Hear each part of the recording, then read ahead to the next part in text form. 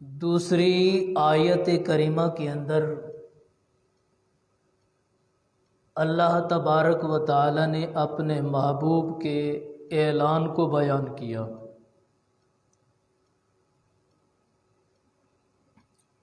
اور آخری آیت کے اندر آپ صلی اللہ علیہ وسلم کے انجام کو بیان فرمایا۔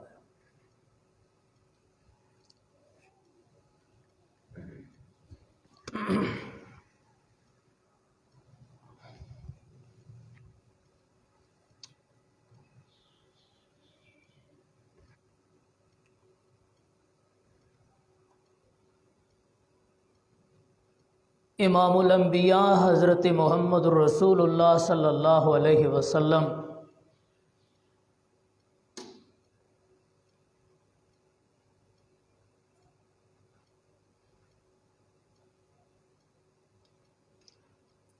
پچیس سال کی عمر میں جب شادی کرتے ہیں،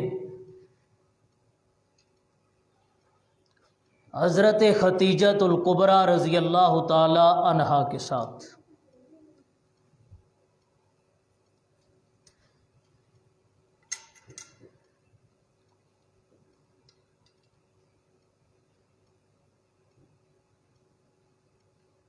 تو حضرت خدیجۃ الکبریٰ رضی اللہ تعالی عنہا آپ صلی اللہ علیہ وسلم کو ایک غلام ہیبہ کرتی ہے جس کا نام ہے زید بن حارثہ۔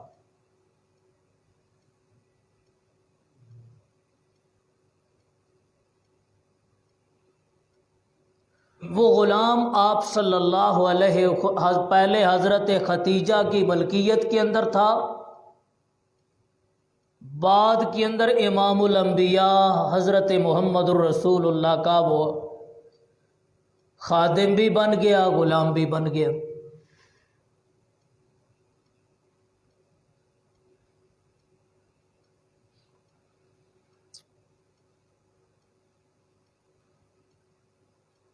کچھ عرصہ گزرا تو اس عرصے کے بعد امام الانبیاء حضرت محمد الرسول اللہ صلی اللہ علیہ وسلم نے نبوت کا دعویٰ کیا، تو اس نبوت کے دعویٰ کرنے کے بعد سب سے پہلے ایمان لانے والی آپ صلی اللہ علیہ وسلم کی بیوی حضرت خدیجۃ الکبریٰ تھی۔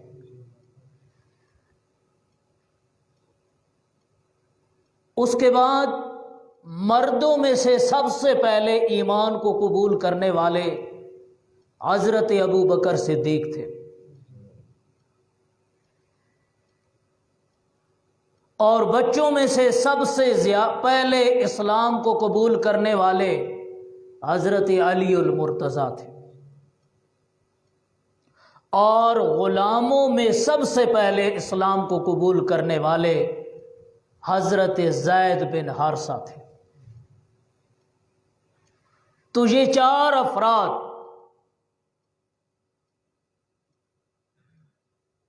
دین اسلام کی بنیادیں ہیں۔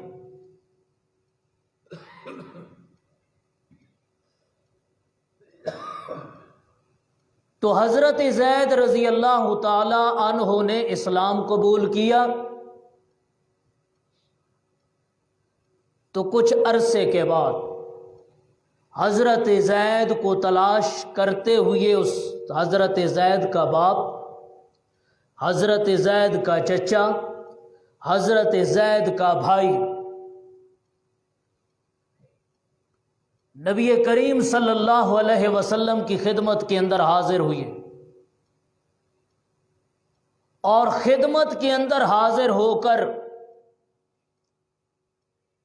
امام الانبیاء کو مخاطب کر کے کہا کہ ہم نے سنا ہے آپ اخلاق کے بڑے اچھے ہیں۔ تعریفیں کرنے کے بعد کہنے لگے ہم ایک مقصد کے لیے آئے ہیں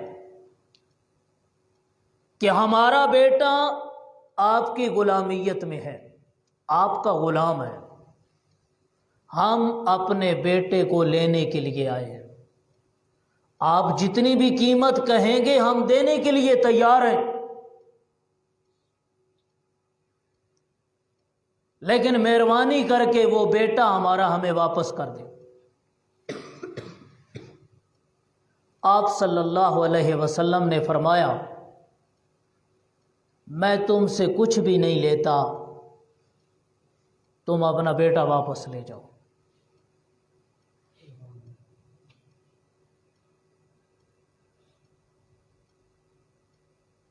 لیکن شرط یہ ہے کہ اختیار اسی کو دینا ہوگا،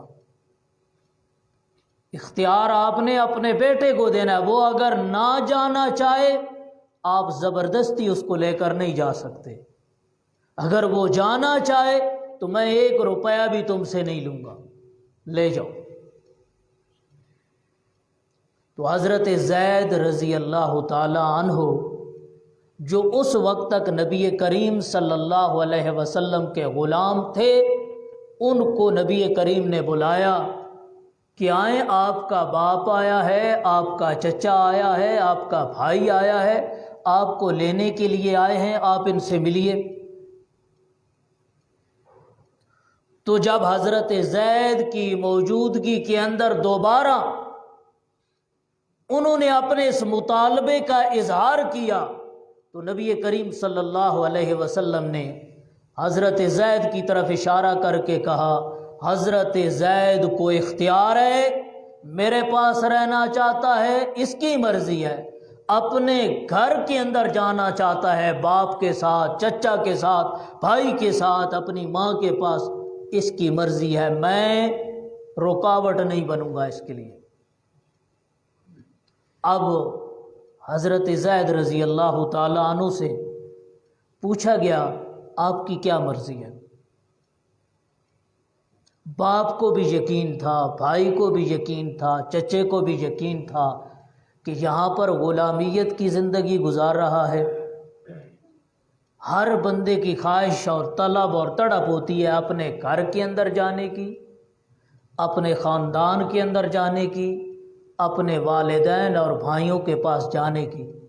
تو حضرت زید سے جب باپ نے پوچھا، زید تیاری کرو، امام الانبیاء نے تو اختیار دے دیا ہے، تو حضرت زید رضی اللہ تعالیٰ عنہ نے اس جگہ پہ ایک تاریخی بات کی۔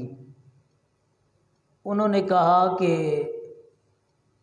ٹھیک ہے، آپ میرے والد ہیں، یہ میرے چچا ہیں، یہ میرا بھائی ہے، گھر کے اندر میری ماں مجھ سے جدائی کے اندر کافی عرصہ اس کو ہو گیا ہے، لیکن اس ہستی کو میں چھوڑ کر آپ کے ساتھ نہیں جا سکتا۔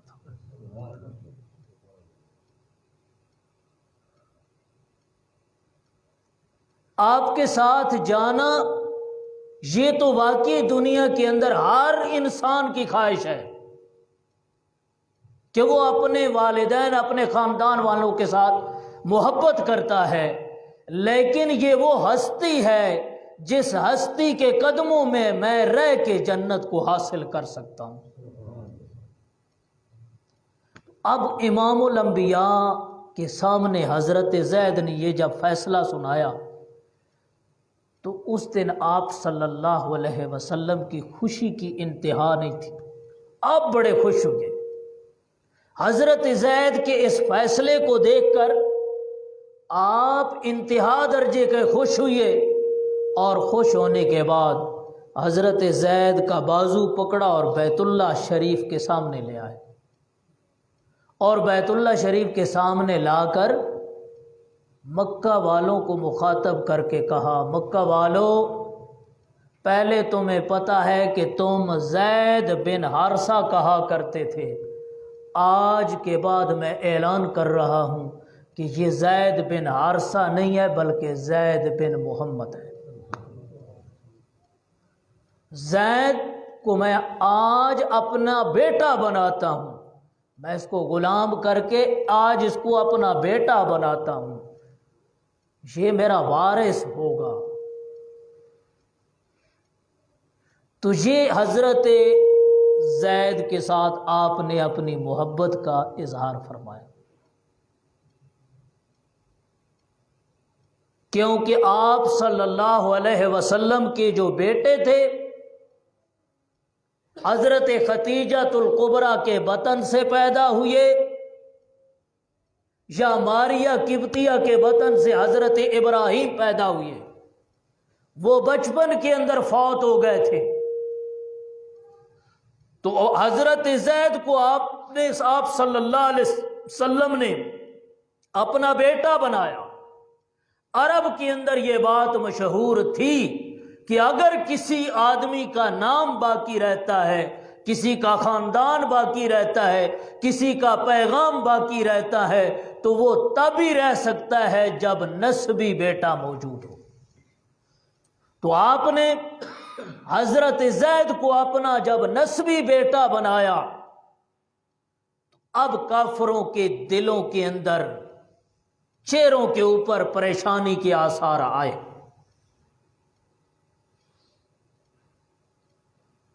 کہ ہم نے سمجھا تھا اس کا کوئی بیٹا نہیں ہے، لیکن زید کو بیٹا بنا کے اس نے اپنے پیغام یا اپنے مشن کو ہمیشہ کے لیے زندہ کر دیا۔ یہ مر جائے گا، اس کے بعد اس کا بیٹا اس کے مشن کو سنبھال لے گا۔ لیکن اللہ تبارک و تعالی نے کا قانون ہے، سورہ احزاب کے اندر اللہ تبارک و تعالی نے آیت نازل کر کے امام الانبیاء حضرت محمد الرسول اللہ صلی اللہ علیہ وسلم کو منع کر دیا، اے میرے بابو، حضرت زید بیٹا حارثہ ہی کا ہے، آپ اس نسبت کو ہٹا کے اپنی طرف نسبت باپ والی نہیں بنا سکتے۔ ادعوا لآبائکم، ہر انسان کو پکارو اس کے باپ کے نام کے ساتھ، اس کے باپ سے اس کی نسبت کو ختم نہ کرو۔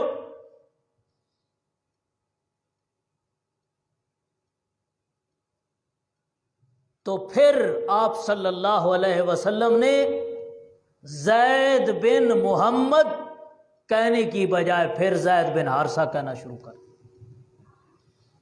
اب یہ معمولی مسئلہ نہیں ہے، نبی کریم صلی اللہ علیہ وسلم کا ارشاد مبارک ہے، جو اپنے اصلی باپ سے اپنے باپ کی نسبت کسی دوسرے آدمی کی طرف کرتا ہے وہ پکا جہنمی ہے۔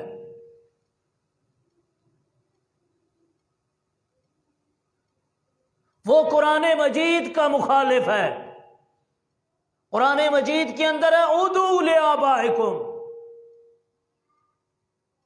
آپس کے اندر اگر ایک دوسرے کو بلاتے ہو تو اپنے باپ کے نام سے بلاؤ۔ نبی کریم صلی اللہ علیہ وسلم نے فرمایا، جو آدمی اپنے باپ کی نسبت ہٹا کے کسی غیر کی نسبت اپنی باپ کی جگہ لگاتا ہے وہ جنت کی ہوا بھی نہیں سونگھ سکتا۔ دوسری حدیث کے اندر نبی کریم نے فرمایا، جو آدمی اپنے باپ کی نسبت کو ختم کرتا ہے اس پر زمین کی ہر مخلوق لعنت کرتی ہے۔ تو کیا لوگ آج کل ہمارے معاشرے کے اندر لوگ اس طرح نہیں کرتے؟ بیرون ملک جانے کے لیے باپ کا نام ختم کیا، کسی اور کا لگا دیا۔ شناختی کارڈ کے اندر یہ تبدیلی نام کی نہیں کی جاتی۔ یہ کفر ایسی روزی پر بھی لعنت ہے جس روزی کی وجہ سے جنت حرام ہو جائے بندے پر، ایسی روزی پہ بھی لعنت ہے جس روزی کی وجہ سے بندے کے اوپر ساری زندگی لعنت برسے۔ لوگ بڑے خوش ہو کر اپنے باپ کا نام کاٹا، کسی اور کا لگا دیا کہ یورپ کے اندر جا رہا ہوں، اگر باپ کے نام پر ہو تو ویزا نہیں بنتا، شناختی کارڈ نہیں بنتا، تو دنیا کی خاطر تم اپنی آخرت برباد کر رہے ہو۔ تو اللہ نے اپنے محبوب کو حکم دیا، میرا محبوب باپ ایک ہی ہوتا ہے، باپ نہیں تبدیل کیے جا سکتے، لہذا آپ نے جو مکہ کے اندر بیت اللہ کے شریف سامنے کھڑے ہو کر حضرت زید کو اپنا بیٹا بنایا ہے، اس اپنے فیصلے پہ نظر ثانی کیجئے، اس کو ختم کیجئے، زید کو اپنے اصل باپ سے پکاریے۔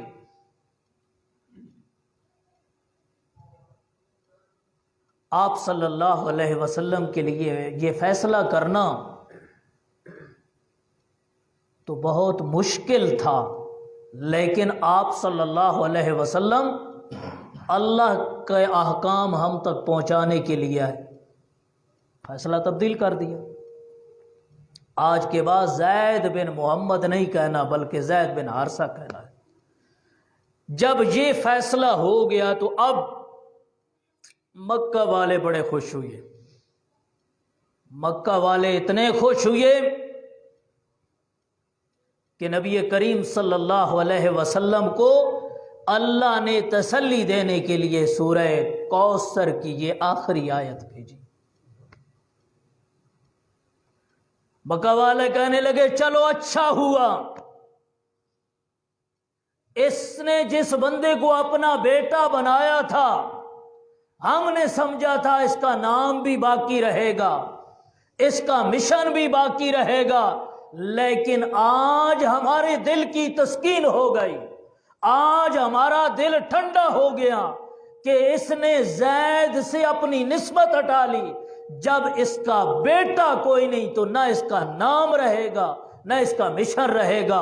ان آپ صلی اللہ علیہ وسلم کو تسلی کے لیے اللہ نے دوسرے مقام پہ فرمایا انک میت و انہم میتون، میرا محبوب یہ تیرے مرنے کی خواہشیں کر رہی ہیں، یہ تیرے مرنے کے منتظر ہیں، تیرے مرنے تک یہ خوش ہو رہے ہیں کہ اس کا مشن ختم ہو جائے گا۔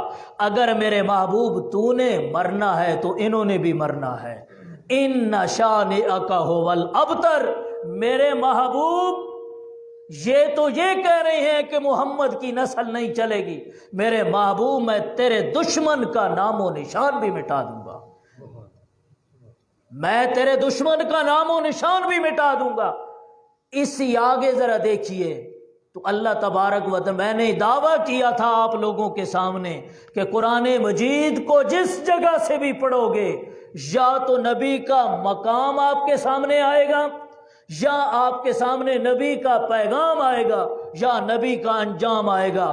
اب ذرا کیا جی اگلی سورت دیکھیے، سورہ کافرون کے بعد سورہ اخلاص سے پہلے سورہ لہب، اللہ تبارک و تعالی فرماتے ہیں تبت یدا ابی لہب، تبت یدا ابی لہب، میرے محبوب محمد کے مقابلے میں آنے والا، محمد الرسول اللہ کا مقابلہ کرنے والا، اس کے متعلق اللہ فرماتے ہیں تبت یدا ابی لہب، ہم نے ابو لہب کے دونوں ہاتھ توڑ دیے، وَتَبَّ، اور ابو لہب تباہ و برباد ہو گیا، اور جو اس نے مال کمایا تھا اس مال نے اسے کوئی فائدہ نہیں دیا، ان قریب جہنم میں داخل ہوگا، سیصلی نارا ذات لہب، ان قریب اس آگ کے اندر جائے گا جس آگ کے شعلے اٹھ رہے ہیں۔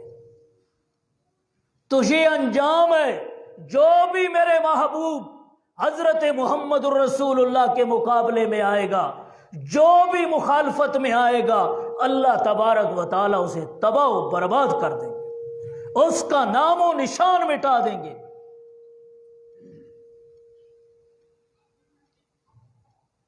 ابھی پچھلے مہینے کے اندر لوگ عید میلاد النبی اس کو مناتے ہیں، جب ہم اپنے ان ساتھیوں کو کہتے ہیں بھائی دین وہ ہے جو امام الانبیاء نے کیا ہے، اللہ نے حکم دیا ہے، امام الانبیاء نے حکم دیا، صحابہ نے اس پہ عمل کر کے دکھایا، تو یہ عید میلاد النبی یہ دین نہیں ہے، یہ رسم اور بدعت ہے۔ وہ آگے سے جواب دیتے ہیں کہ نہیں یہ دین ہے، اور بطور دلیل کے کہتے ہیں کہ جس وقت امام الانبیاء پیدا ہوئے تو امام الانبیاء کے پیدا ہونے کی خوشخبری ابو لہب کی لونڈی سویبیہ نے ابو لہب کو دی، تو ابو لہب نے یہ خوشخبری سن کے سویبیہ لونڈی کو اس طرح ہاتھ کے اشارے سے کہا جا تو آزاد ہے۔ تو جس انگلی کے ساتھ ابو لہب نے سویبیہ لونڈی کو آزاد کیا تھا، باقی سارا ابو جہل جہنم میں سڑ رہا ہے، صرف وہ انگلی بچی ہوئی ہے۔ یہ ایک دلیل پیش کی جاتی ہے، تو جب دلیل کا مطالبہ پوچھا جاتا ہے، بھئی یہ کہاں لکھا ہوا ہے، کون سی حدیث کی کتاب کے اندر، تو کہتے ہیں فلاں کافر کو خواب آیا تھا، تو اس کافر نے آگے بیان کیا۔ دوست ہمارے ایسے ہیں کہ ماننے پہ آئے تو کافروں کی باتیں مان لیں، نہ ماننے پہ آئے تو تبت یدا ابی لہب، یہ اللہ کا کلام ہے۔ اللہ نے کہا ابو لہب کے دونوں ہاتھ ٹوٹ جائیں، برباد ہو جائیں۔ دونوں ہاتھوں کے اندر ایک انگلی ہے کہ کوئی نہیں؟ وہ انگلی ہے نا ہاتھوں کے اندر، تو اب اللہ کہہ رہے ہیں کہ دونوں ہاتھ تباہ و برباد ہو گئے۔ یہ کافر کا خواب سنا کے کہہ رہا ہے کہ انگلی بچی ہوئی ہے۔ اللہ کیا ہے جی، عقل کے اوپر پردے نہ ڈالے۔ اللہ تبارک و تعالیٰ قرآن و حدیث کو سمجھنے کی توفیق عطا فرمائے۔ قصے کہانیاں جھوٹی روایات سے اللہ بچائے۔ دین وہ ہے جس کو امام الانبیاء نے جس کے اوپر مہر لگائی ہے۔ تو اب اس آیت کریمہ کے اندر اللہ تبارک و تعالیٰ نے اپنے دشمن کے انجام کو بیان کیا، جو بھی انجام کو بیان کیا اس آیت کے اندر، جو بھی امام الانبیاء کے مقابلے میں آئے گا وہ تباہ و برباد ہوگا، ذلیل ہوگا، رسوا ہوگا۔ اب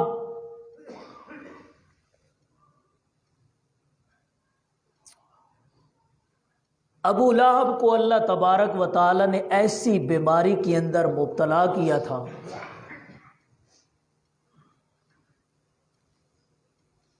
کہ ابو لہب کے جسم سے بدبو آتی تھی۔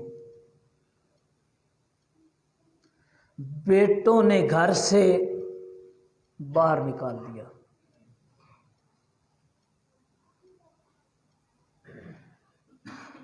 پھر غیر آباد جگہ پر ایک حبشی کو اس کی خدمت کے لیے خریدا۔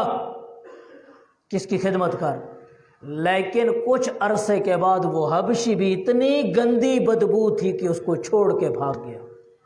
بیٹے تو قریب نہیں آئے۔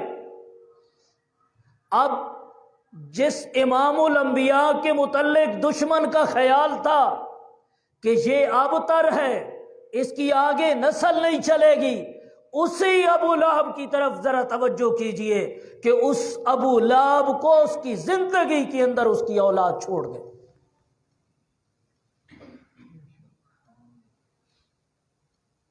ابو لہب کے بیٹوں نے امام الانبیاء حضرت محمد الرسول اللہ کی 2 بیٹیوں کو طلاقیں دی تھی، ام رقیہ اور ام کلثوم۔ جب آپ نے نبوت کا دعویٰ کیا تو اس نے اپنے بیٹوں کو کہا اگر میرے بیٹے ہو تو محمد کی بیٹیوں کو طلاق دو۔ آپ صلی اللہ علیہ وسلم اس غم کو اٹھا کر مدینہ میں جب آئے، اب نبی کریم صلی اللہ علیہ وسلم نے کیا ہے جی بد دعا کی، اور نبی علیہ الصلوۃ والسلام نے فرمایا اے اللہ کریم، ابو لہب کے بیٹوں نے میرا دل دکھایا ہے، ان کے اوپر اپنے کتوں میں سے کوئی کتا مسلط کر دے۔ یہ بد دعا۔ آخر ہر باپ، آپ بھی بیٹیوں والے ہیں، تو اگر بیٹی کے ساتھ کوئی ایسا مسئلہ بن جائے، تجھے اس بندے کو پتہ ہے اور میرے رب کو پتہ ہے کہ اس بندے کے دل کے اوپر کیا گزرتی ہے۔ इमाम अंबिया के मुंह से ये बद्दुआया कलमे निकल गए कि ऐ अल्लाह करीम, आज अबू लहब के बेटों ने मेरा दिल दुखाया है, अपने कुत्तों में से कोई कुत्ता इनके ऊपर मुसल्लत कर। अब ये बद्दुआ सुनने के बाद अबू लहब के बेटों ने घर से निकलना ही छोड़ दिया। है दुश्मन का बेटा, है दुश्मन की औलाद, लेकिन इमामुल अंबिया हजरत मुहम्मदुर रसूलुल्लाह की बात के ऊपर इतना एतमाद है कि घर से निकलना छोड़ दिया कि जो बात उन्होंने कह दी है वो पूरी होकर रहेगी। जिस तरह अल्लाह की मर्जी होती है। एक मर्तबा अबू लहब के बेटे को बड़ी मिन्नत समाजत करके शाम के सफ़र पे साथियों ने राज़ी किया कि अगर आप साथ ना आए तो हमारे जो तिजारती मामलात है ये हल नहीं हो सकते, आपका आना नहायत ही ज़रूरी है।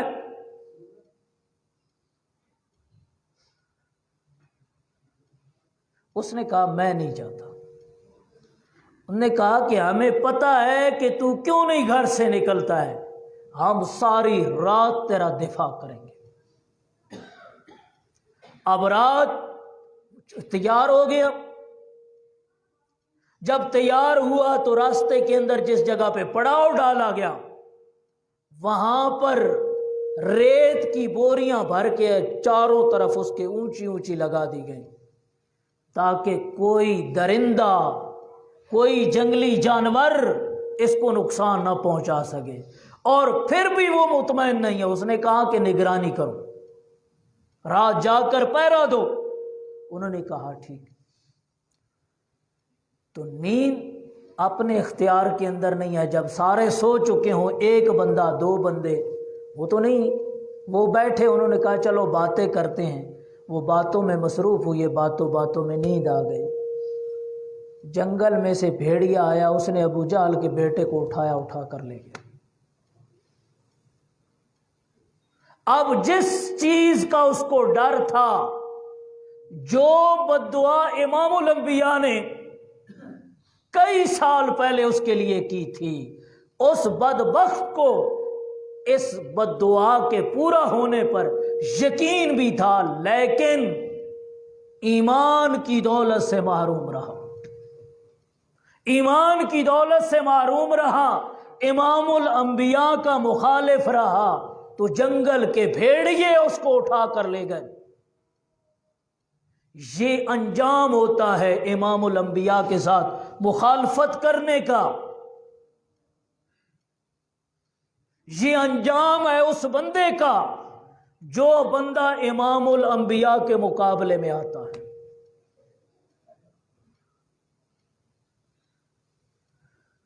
तो मुकाबले के अंदर आने वाले सिर्फ काफिर ही नहीं है। जब हम भी इमामुल अंबिया सल्लल्लाहु अलैहि वसल्लम का कलमा पढ़ने के बाद आपकी सुन्नत को छोड़ के रस्म और रवाज के ऊपर अमल करना शुरू कर देते, यहां पर नबी का मुकाबला होता है। शादी का मौका देख रहे, फौतगी का मौका देख ले, हम अपनी बिरादरी, रिश्तेदारी को मुकद्दम करने के लिए नबी करीम सल्लल्लाहु अलैहि वसल्लम की सुन्नत तरीके को छोड़ देते हैं।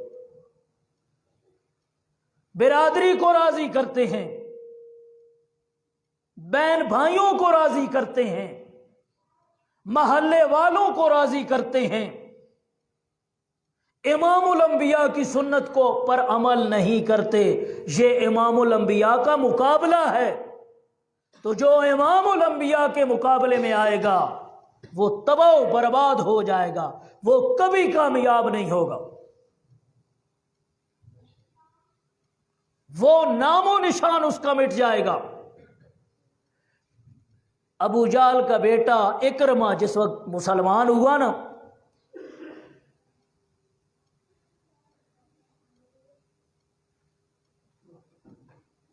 تو مسلمان ہو کر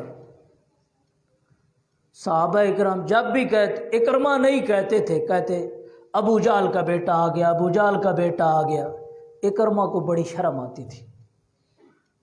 ایک دن تاریکی میں امام الانبیاء کے پاس آیا اور آ کر رونے لگ گیا کہ اللہ کے رسول مہربانی کیجئے، اپنے ساتھیوں کو کہہ دیجئے کہ مجھے ابو جہل کا بیٹا نہ کہا کریں، مجھے اسلام کا بیٹا کہا کرے، مجھے ابو جہل کا بیٹا نہ کہا کرے، مجھے شرم آتی ہے۔ تو امام الانبیاء نے صحابہ اکرام میں اعلان کیا کہ اے میرے صحابہ، آج کے بعد اکرمہ بن اسلام کہنا ہے کہ اکرمہ اسلام کا بیٹا ہے، ابو جہل کا بیٹا نہیں۔ تو میرے نبی کا انجام یہ ہے کہ نبی کے بے نام و نشانوں نے یا نسل کے ختم ہو جانے والے جو دعویٰ کرتے تھے، ان کی اپنی اولاد امام الانبیاء کے پاس آ کر کہتی ہے کہ ہمیں اپنے باپوں کے ناموں سے نہ پکارا جائے۔ یہ انجام ہوتا ہے امام الانبیاء کی مخالفت کرنے کا۔ قرآن مجید کے اندر آپ جس جگہ پر بھی دیکھیں، جو مضمون تین میں نے آپ کو بتایا، آپ کا مقام،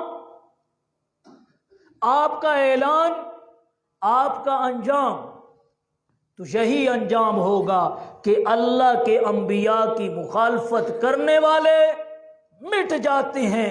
ایک دن آتا ہے کہ اللہ اپنے نبیوں کے پیغام کو بلند کر دیتا ہے دنیا کے اندر، جس طرح امام الانبیاء کے پیغام کو اللہ تبارک و تعالی نے بلند کیا۔ حضرت نوح کے ساتھ مقابلہ کرنے والے تباہ و برباد ہو گئے، حضرت نوح کا پیغام بھی باقی رہا، نسل بھی باقی رہی۔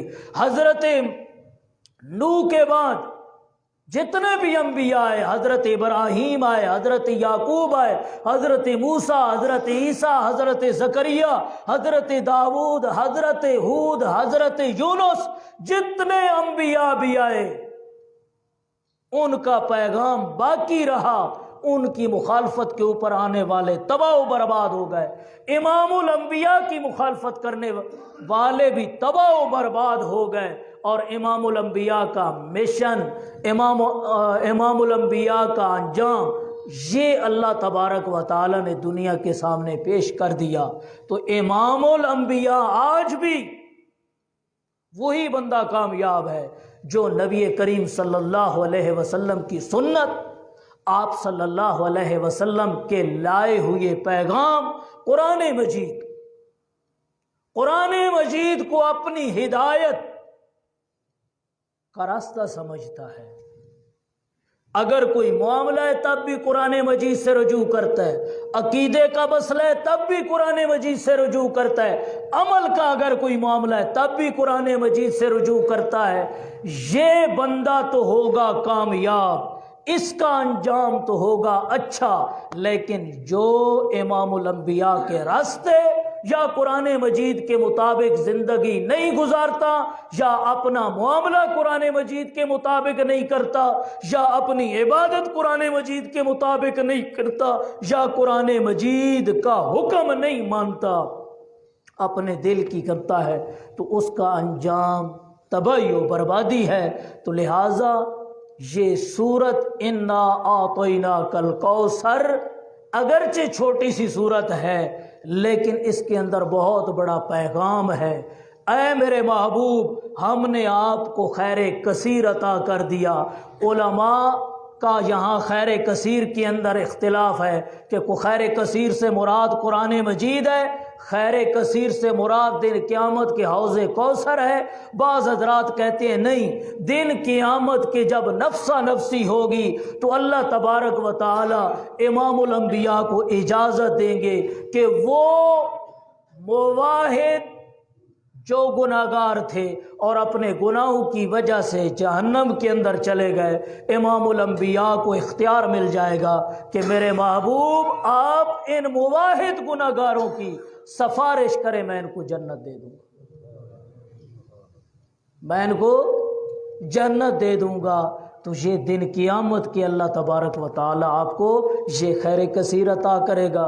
قرآن مجید خیر کثیر ہے، اور حوض کوثر کا نصیب ہو جانا خیر کثیر ہے، شفاعت کبریٰ کا مل جانا یہ خیر کثیر ہے۔ تو اللہ تبارک و تعالی نے آپ کو مقام بہت زیادہ دیا۔ اس کے بعد ہے فَصَلِّ لِرَبِّكَ وَانْحَرْ۔